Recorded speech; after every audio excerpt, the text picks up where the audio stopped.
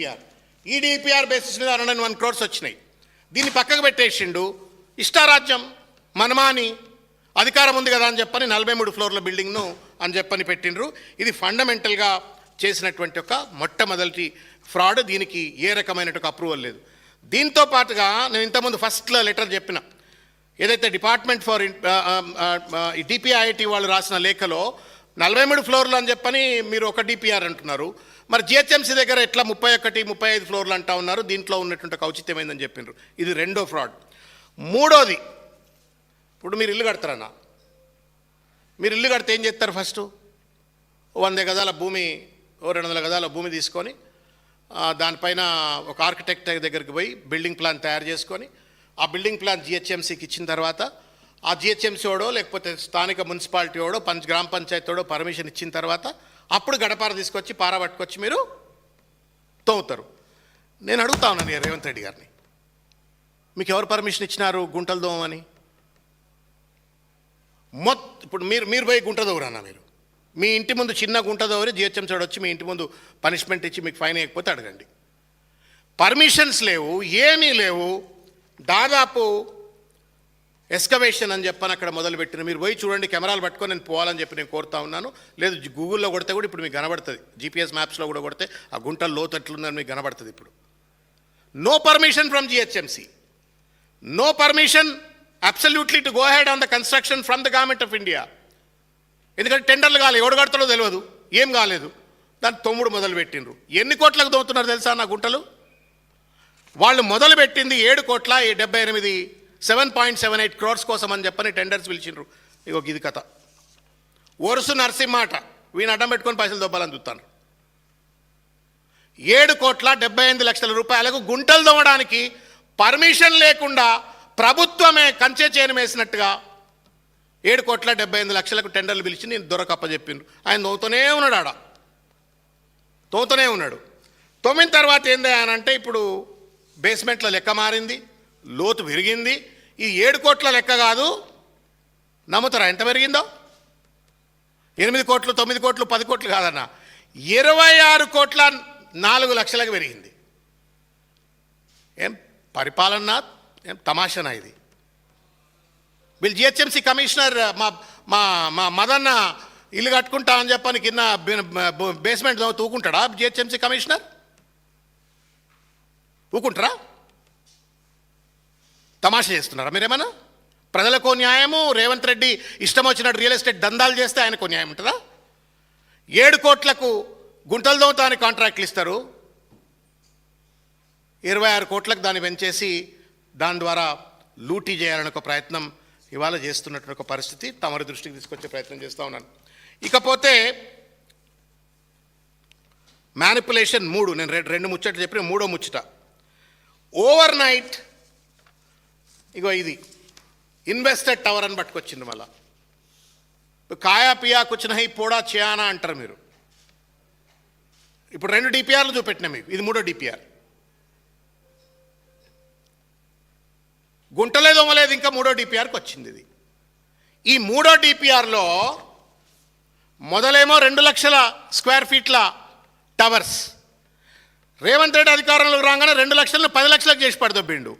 మళ్ళీ ఏం పురుగు తిరిగిందో, అపర్ణోడు మాట్లాడిండా, వంశీరామోడు మాట్లాడిండా, ఎవడు మాట్లాడిండో మాట్లాడంగానే దీన్ని మొత్తానికి 27 లక్షల స్క్వేర్ ఫీట్ల టవర్ అని చెప్పని పట్టుకొచ్చిండు. 27 lakhs టవర్. ఇది ఇన్వెస్టర్ టవర్ అని చెప్పని 25లో 2025లో దీన్ని పట్టుకొచ్చినటువంటి ఒక పరిస్థితి. దీని వ్యయం 200 కోట్ల.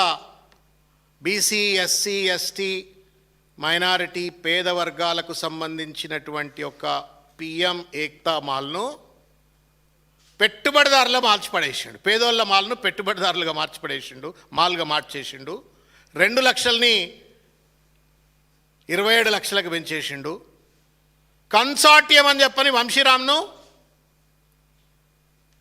అపర్ణాన్ని ఇద్దరిని మెర్జ్ చేసి పడేసిండు. సారే మొత్తం ఇదంతా కథ ఆఫీస్లో కూర్చోబెట్టి ముచ్చట్లు చేసినట్టే ఉంది, చేసి పడేసిండ్రు. గాథ కింద పంది కొక్కులు లెక్క ఇవాళ ప్రజల సంపదలను పేదోడికి ఒక మాల్ కూడా ఉండొద్దా? డబ్బునోళ్ళకే ఉండాలి మాళ్ళు. బడా బాబులు పెద్ద పెద్ద కార్లు వేసుకొని పోయినోడే మాళ్ళు. పేదోళ్ళ వృత్తులు ఉన్నాయి, ఉత్పత్తులు ఉన్నాయి, గర్వపడేటువంటివి, జాతి వందల సంవత్సరాలు గర్వపడే ఉత్పత్తులు పేదోళ్ళు తయారు చేస్తున్నారు. ఆ వృత్తులకు ఒక మాల్ వస్తే మీకెందుకు రాబాయి కంటగింపు? వదిలిపెట్టరు రాబాయి. మొత్తం భూములు బుక్కుతూనే ఉన్నారు మీరు. అమ్మ పందికొక్కలు బుక్కినట్టే బుక్తా ఉన్నారు భూములు, హైదరాబాద్ చుట్టుపట్ల భూములు. ఆ పేదోళ్ళకు ఒక్క మాల్ ఏదో వచ్చింది అదృష్టానికి, ఆ మాల్ను కూడా దెబ్బతింటారు రాబాయి మీరు. యునీక్ ఐడెంటిటీ, ఒక unique identity, unique existence, unique marketing opportunity, unique international exposure పేద వర్గాలకు వస్తుంటే కళ్ళల్లో నిప్పులు పోసుకుంటూ అక్కడ కూడా రియల్ ఎస్టేట్ దందా చేయాలని చెప్పని వంశీరామ్ను అపర్ణను పట్టుకొచ్చేసి దాన్ని యూనిటీ మాల్ ట్విన్ టవర్స్ అని చెప్పని 27 లక్షల స్క్వేర్ ఫీట్లు. దీంట్లో మీకు చెప్తే మీరు బాధపడతారన్నా ఇంకో విషయం చెప్తాను నేను. ఇంట్లో టెండర్లు ఎట్లా పిలిచిండ్రు, ఎంత డ్రామాలు చేసిండ్రో నేను తమ దృష్టికి తీసుకొచ్చేటువంటి ఒక ప్రయత్నం చేస్తాను నేను మీ దృష్టికి. ఈ టెండర్స్ను 7 పార్టిసిపేట్ అయినారు ఈ టెండర్లో. వీళ్ళు టెండర్లు పిలిస్తే మాకున్న సూత్రప్రాయమైన సమాచారం ప్రకారంగా వంశీరామ్ బిల్డర్స్, మోహన్ అంటే ఆయన ఎవరో జనరల్ మేనేజరు, పార్టిసిపేట్ అయ్యిండు. RMZ కన్స్ట్రక్షన్స్ హర్ష అటు ఎవరో, NJR కన్స్ట్రక్షన్స్ జనార్దన్ రావు అటు ఎవరో, వెంకటరెడ్డి KRC అటు ఎవరో, తర్వాత రాజేష్ తొలుజా జనరల్ మేనేజర్ బ్రిగేడ్ కన్స్ట్రక్షన్స్ అట, శ్రీనయ్య అట Shangrila constructions, Satish Babu NSL infrastructures అని చెప్పని ఈ 7 ప్రీబిడ్ కాన్ఫరెన్స్ అంటాం కదా. ఈ 27 లక్షల స్క్వేర్ ఫీట్లకు పెంపడంలో జరిగినటువంటి ఒక టెండర్కు ప్రీబిడ్ కాన్ఫరెన్స్ జరిగితే 7 అటెండ్ అయినరు. మరి 7 బెదిరించిండ్రో అదిరిచ్చిండ్రో, మరి వెనక నుంచి ఎవరెవరు ఫోన్ చేసిండ్రో, తుపాకులు పెట్టిండ్రో, ఏం పెట్టిండ్రో ఏమో తెలియదు. కానీ కేవలం 2 మాత్రమే, అది కూడా జాయింట్ కన్సార్టియంగా అపర్ణ బిల్డర్సు, మరి ప్రీబిడ్లో అపర్ణ బిల్డర్స్ అటెండ్ అయినట్టు కూడా కనబడతలే. ప్రీబిడ్లో అపర్ణ బిల్డర్స్ కాలే, ఏమంటారు కదా, రాజు తలుచుకుంటే దెబ్బలక్కదు అని. రాజు తలుచుకున్నాడు అపర్ణ బిల్డర్స్ను కన్సార్టియంగా జాయింట్ డెవలప్మెంట్ అగ్రిమెంట్ కన్సార్టియం అని చెప్పని అందులో ఎంటర్ చేసుకున్నారు. తూ ఇతనా తుకడా ఖా మా ఇతనా తుకడా ఖాతు అని చెప్పని, ఇస్మే మేరకు ఇతనా తుకడా దేవు అని చెప్పని ఈ రేవంత్ రెడ్డి ప్రభుత్వ పెద్దలు మొత్తానికి వాళ్ళ ఇది టెండర్ మ్యానిపులేషన్స్ ఎట్లా జరిగినాయి అనటానికి ఇదొక ఎవిడెన్స్ అనేటువంటి ఒక విషయాన్ని తమ దృష్టికి తీసుకొచ్చే ప్రయత్నం చేస్తున్నా. ఇది టెండర్ మ్యానిపులేషన్స్. వాళ్ళు అంతర్గతంగా వాళ్ళు బయట ఇప్పటికి అడుగుతున్నాం మేము మా చైర్మన్ గారు ఉన్నారు కాబట్టి కొంత అటు ఇటు అడుక్కునే ప్రయత్నం చేస్తే వాళ్ళు ఇంటర్నల్గా రేవంత్ రెడ్డి గారికి ఇచ్చిన ప్రజెంటేషన్స్లో ఏం చెప్తా ఉన్నారు? Based on the evaluation, the consortium comprising of Vamshiram Builders Developers Private Limited and Aparna Infra Housing Private Limited emerged as the highest bidder, 9,18,000 square feet plus parking area against the minimum area of 9 lakh square feet plus parking